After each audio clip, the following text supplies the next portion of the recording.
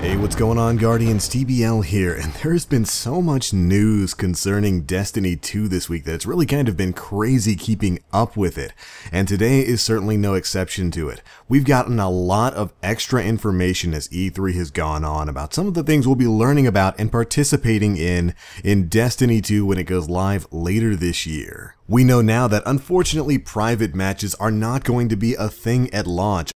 Additionally, Smith touched on a few things we had already learned about. Most importantly, that we are getting some sort of split PvP playlist, a competitive playlist, and then more of a party game focused playlist that's going to be a little bit more on the casual side. And while we may not be getting a quote-unquote ranked playlist, at least at launch, Smith did state that they're looking at things and looking to get something implemented very soon after Destiny 2 comes out. So yeah, we're not doing ranked PvP.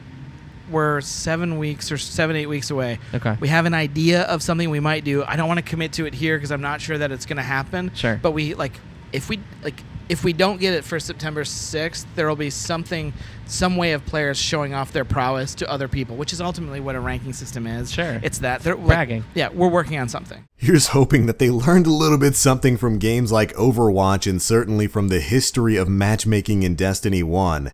And they move towards separating skill-based matchmaking and just purely connection-based matchmaking. But the big thing coming from this interview that I really wanted to talk about was something called Flashpoints.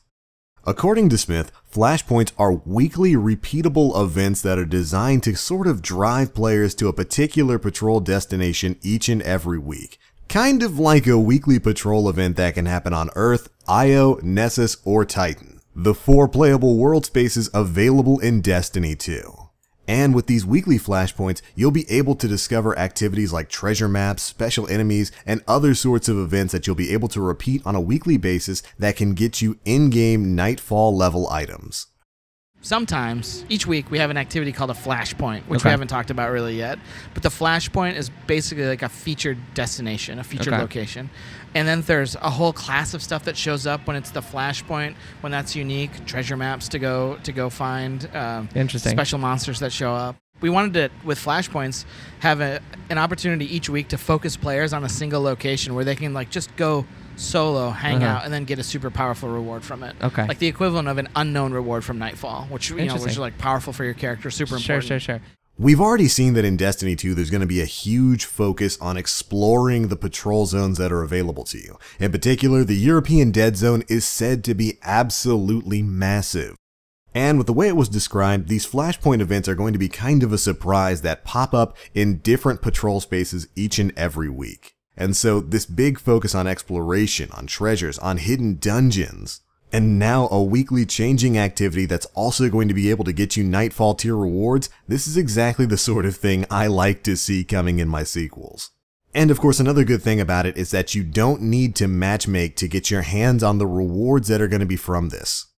But alright, after that, Smith did go on to talk a little bit about something that's going to be returning to the patrol zones in Destiny, and that is the kind of mini silent events where the enemy forces begin moving against each other.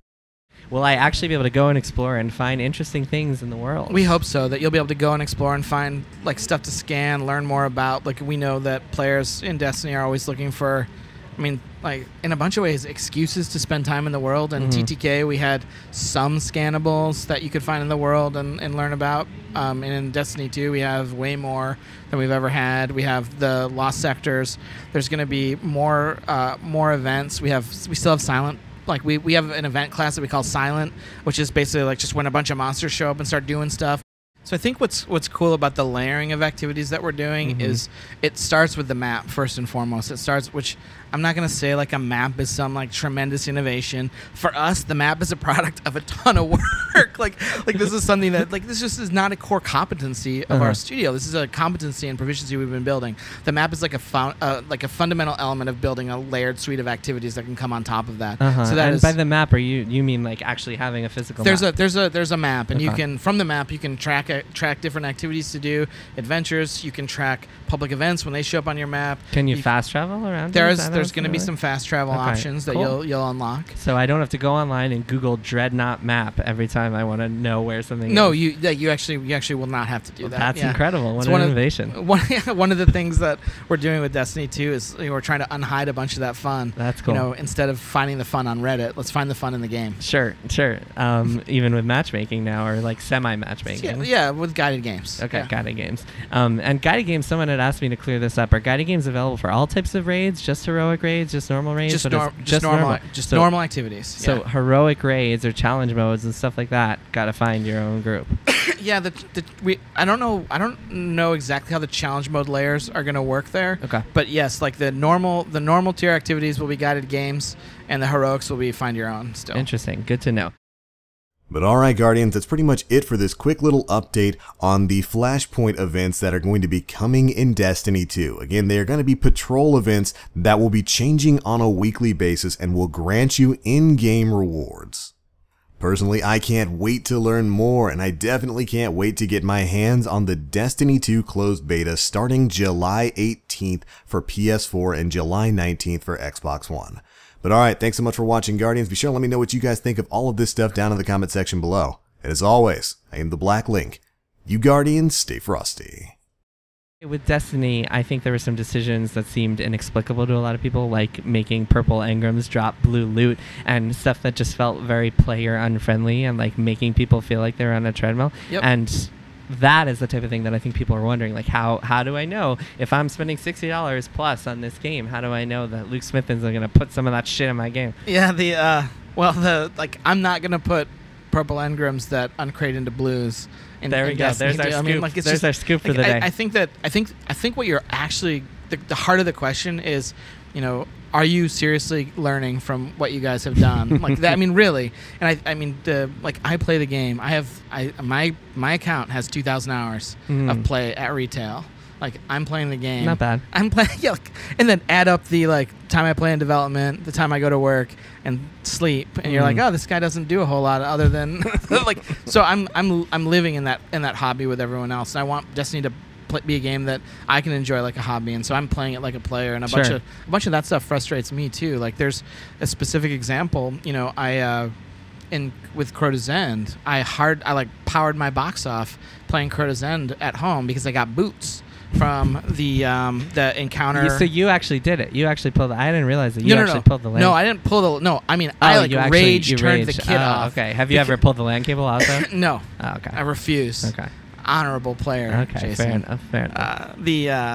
But I also know how to beat the thing, so I don't need to just resort to. It wasn't about knowing how to beat it. It was about it not being fun to just do it over and over again. So we had to find ways to cheat it. I got boots from the pit encounter, and when I put the boots on, my overall light went down because I needed shards to level them up, and I was like, no, just not fun. I just did the hard work. I got the new item. I should equip it, and it should at least be a side grade. And so I went into work the next day, and we fixed it that night.